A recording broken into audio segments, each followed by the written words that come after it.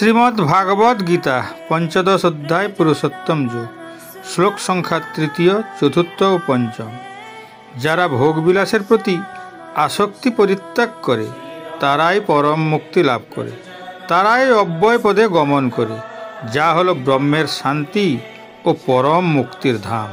ন রূপমস্যেহ তথোপলভ্যতে নান্তো ন চাদ্রিঞ্চ সংস্প্রতিষ্ঠা অসত্থমেনং সুবিরূঢ়মূলম অসঙ্গ শস্ত্রেণ দৃঢ়েন ছিত্ত্বা তৎপদং তৎপরিমার্গিতব্যং যস্মিন গতা ন নির্বতন্তি ভুব তমেব চাদ্যং পুরুষং প্রপদ্যে যত প্রবৃত্তি প্রসৃতা পুরাণী।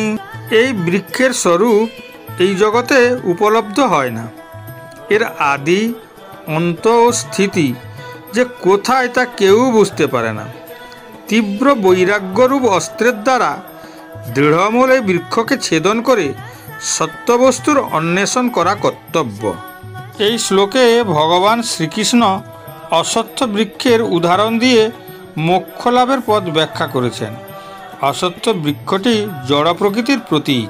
এই বৃক্ষের শাখাগুলি জড় প্রকৃতির তিনটি গুণ সত্য, রজ ও তম দ্বারা পুষ্ট হয়ে অধোদেশে ও ঊর্ধ্বদেশে বিস্তৃত। ইন্দ্রিয়ের বিষয়সমূহই এই শাখাগণের পল্লব। এই বৃক্ষের মূলগুলি অধোদেশে প্রসারিত এবং সেগুলি মনুষ্যলোকে সকাম কর্মের বন্ধনে আবদ্ধ। এই বৃক্ষের স্বরূপ এই জগতে উপলব্ধ হয় না।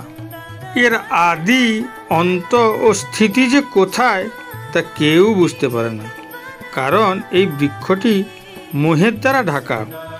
তীব্র বৈরাগ্যরূপ অস্ত্রের দ্বারা এই মোহের পর্দা ছিন্ন করলেই সত্যবস্তুর অন্বেষণ করা তবেই সম্ভবপর হয়। সত্য বস্তু হলো আত্মা। আত্মা অব্যয়, নিত্য, শুদ্ধ, পূর্ণ ও মুক্ত। আত্মা এই অসত্য বৃক্ষের মূল। আত্মা থেকেই এই জগৎ ও জীবের উদ্ভব। যে ব্যক্তি এই অসত্য বৃক্ষকে ছেদন করে আত্মাকে উপলব্ধি করতে পারে সেই ব্যক্তি মোক্ষ লাভ করে। মোক্ষ হলো জগতের বন্ধন থেকে মুক্তি, যেখানে গমন করলে পুনরায় ফিরে আসতে হয় না। শরণাতীত কাল হইতে যার থেকে সমস্ত কিছু বিবর্তন ও বিস্তৃত হয়েছে সেই আদি পুরুষের প্রতি শরণাগতই জন্মমৃত্যুর বন্ধন থেকে একমাত্র মুক্তির পথ পাওয়া যায়। নিমান মোহা জিত সঙ্গ দোষা আধ্যাত্ম নিত্যা বিনিবৃত কামা দ্বন্দ্বৈ বিমুক্তা সুখ দুঃখ সঙ্গৈ গচ্ছন্তি যমূঢ়া পদমব্যয়ম তৎ।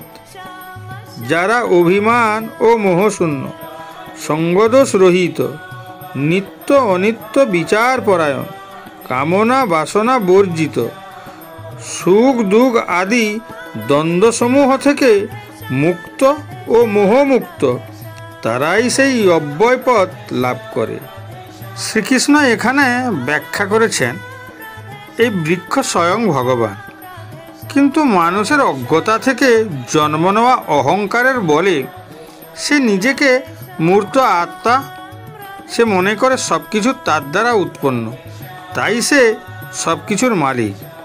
তার যা কিছু আছে ভবিষ্যতে আরও বেশি উৎপন্ন করতে পারবে, অর্থাৎ নিজেদের সন্তুষ্টির জন্য। যতক্ষণ আমরা অজ্ঞতা থেকে উদ্ভূত অহংকারে মত্ত থাকি ততক্ষণ আমরা নিজেদেরকে বস্তুগত সুখভোগকারী মনে করি এবং এই ধারণাই আমাদেরকে জন্মমৃত্যুর বন্ধনে আবদ্ধ করে রাখে। জ্ঞানের সাহায্যে আমাদের নিজেদেরকে পার্থিব ভোগকারী মনে করার ভুল ধারণা ত্যাগ করে নিজেদেরকে ঈশ্বরের কাছে সমর্পণ করা উচিত। জীবাত্মা পরম ব্রহ্মের অংশ, তিনিই স্রষ্টা। তাই যারা মোহশূন্য, কামনা বাসনা বর্জিত, সুখ দুঃখ ভোগ আদি দ্বন্দ্বসমূহ থেকে মুক্ত, তারাই সেই অব্যয় পদ লাভ করে জন্মমৃত্যুর বন্ধন থেকে মুক্ত হয়।